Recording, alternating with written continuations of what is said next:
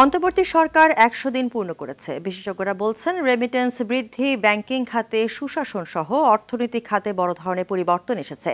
10টি সংস্কার কমিশন, রাষ্ট্রীয় গুরুত্বপূর্ণ প্রতিষ্ঠানের নিরপেক্ষ ব্যক্তিদের নিয়োগ সহ অনেক সাফল্য অর্জন করেছে সরকার।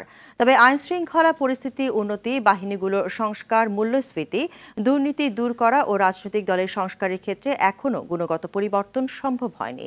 সরকারের সামনে এখন চ্যালেঞ্জ দ্রুত সংস্কার শেষে নির্বাচনের রূপরেখা ঘোষণা। আতিকা রহমানের রিপোর্টে বিস্তারিত। নগদের সর্বোচ্চ বার 167 টাকা রিচার্জে পাবেন 1 লাখ টাকা পুরস্কার। আরও আছে প্রতি সপ্তাহে পুরস্কার ও ক্যাশব্যাক।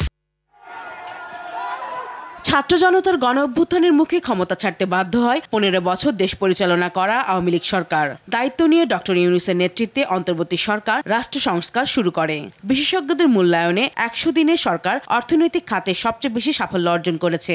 উল্লেখযোগ্য সফলতা হলো নতুন বাংলাদেশ গড়তে 10টি সংস্কার কমিশন গঠন, রেমিটেন্স বৃদ্ধি, সরকারি বেসরকারি ব্যাংকের পরিচালনা পর্ষদের সংস্কার, দুর্বল ব্যাংকের সহায়তা, বিদেশি ঋণ পরিশোধ, নতুন টাকা না ছাপানো, অযাচিত প্রকল্পে অর্থ বরাদ্দ স্থগিত, ব্যাংক ও পুঁজিবাজারের সংস্কার কমিশন, অর্থনৈতিক শ্বেতপত্র কমিটি গঠন, বিচার ব্যবস্থা, সাংবিধানিক ও রাষ্ট্রীয় গুরুত্বপূর্ণ প্রতিষ্ঠানে যোগ্য ব্যক্তিদের নিয়োগ দেয়া। সুশাসন আনার ক্ষেত্রে যে পদক্ষেপগুলো নেওয়া হয়েছে, আমি যেটা বলি যে ব্যাংকের ভেতরে যে কর্পোরেট গভর্নেন্স, এইটার ব্যাপারে একটা ইতিবাচক পদক্ষেপ এসছে। বিভিন্ন শুল্ক কমানো এবং কর ছাড় দেওয়া হচ্ছে, এটা ইতিবাচক। বৈদেশিক লেনদেনের ক্ষেত্রে এক ধরনের প্রাথমিক স্থিতিশীলতা এসছে। ঋণ পরিষেবা, আমার যে পেমেন্টগুলো এরিয়ার অবস্থায় ছিল, সেই জায়গাতে এক ধরনের কনফিডেন্স আছে।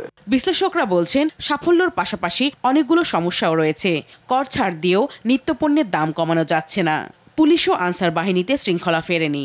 জনপ্রশাসনে শুদ্ধি অভিযান শেষ হয়নি। রাজনৈতিক দলগুলো সংস্কার করা সম্ভব হয়নি। এসবে বিশেষ নজর দিতে হবে। দ্রব্যমূল্য হচ্ছে 1 নম্বর চ্যালেঞ্জ। কেননা মানুষ বাজারে গিয়ে যদি সঠিক দামে, ন্যায্য দামে জিনিস কিনতে না পারে, তার কিন্তু এক ধরনের হতাশা তৈরি হচ্ছে এবং একসময় সে বিক্ষুব্ধ হয়ে যাবে। আমরা যেভাবে আশা করেছিলাম 100 দিনের সরকারটি অনেক ক্ষিপ্রগতির হবে, তৎপরতা দেখাবে, আমরা প্রশাসন সেভাবে ঢেলে সাজাতে দেখলাম না।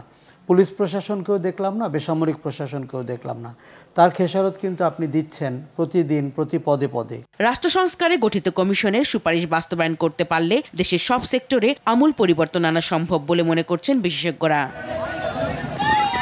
আতিকা রহমান, RTV, ঢাকা।